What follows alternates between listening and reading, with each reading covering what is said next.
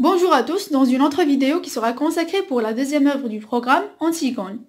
Nous commençons par la fiche de lecture de cette pièce théâtrale. Titre de l'œuvre, Antigone. Auteur et siècle, Jean Anouilh, le XXe siècle. Date d'écriture et de présentation de cette pièce théâtrale. Pièce écrite en 1942 et présentée en 1944. Genre de l'œuvre, tragédie moderne. Personnages principaux sont Antigone, Ismène, Créon et Aimon. Époque de l'action, c'est l'Antiquité grecque. Lieu de l'action, palais de Thèbes dans la cité de Thèbes en Grèce. Composition de l'œuvre, ni acte ni scène. Registre de la langue, langage courant mais parfois familier.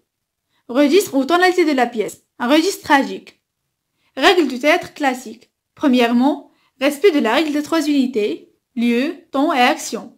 Deuxièmement, respect de la règle de la bienséance, qui impose de ne pas choquer le public, donc il n'y aura pas de mort sur scène.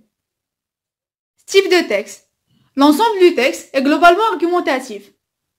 Indication temporelle. Premièrement, 4 heures du matin. C'est la première tentative d'Antigone d'enterrer le cadavre de son frère. Deuxièmement, midi. Deuxième tentative d'Antigone. Troisièmement, 5 heures. C'est la fin de la pièce. Le dénouement. Tragique. Mort d'Antigone, d'Aimon et d'Eurydice. Présentation des personnages. Les personnages sont présentés de plus importants en moins importants. Le prologue est un personnage extérieur à l'intrigue. Fonction du cœur. Représente l'opinion publique et le peuple de Thèbes. Lien entre les personnages. Antigone, fille d'Oedipe et de Jocaste, et nièce de Créon.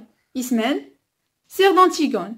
Créon, c'est l'oncle maternel d'Antigone et Ismène. Aimon, fils de Créon et fiancé d'Antigone. Je vous choisis là un schéma représentant la famille d'Antigone.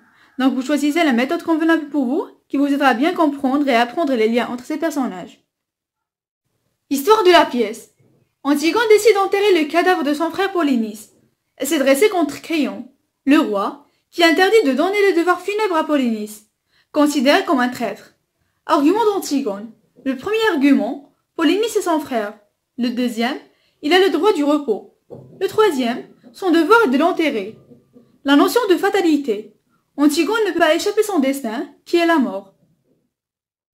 Les personnages de la pièce. Antigone, personnage principal de la pièce.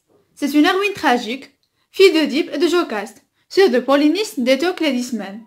Elle est condamnée à mort par son oncle maternel Créon, pour avoir désobéi à son ordre. Créon, père d'Aimon et époux d'Eurydice.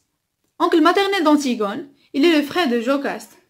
Roi de Thèbes, il représente le pouvoir en tant que chef de l'État. Aimon, fiancé d'Antigone, fils de Créon et d'Eurydice. Ismène, fille d'Oedipe et de Jocaste, sœur d'Antigone, de Polynice et d'Étiocle. Elle a goût prononcé pour le bonheur et la vie.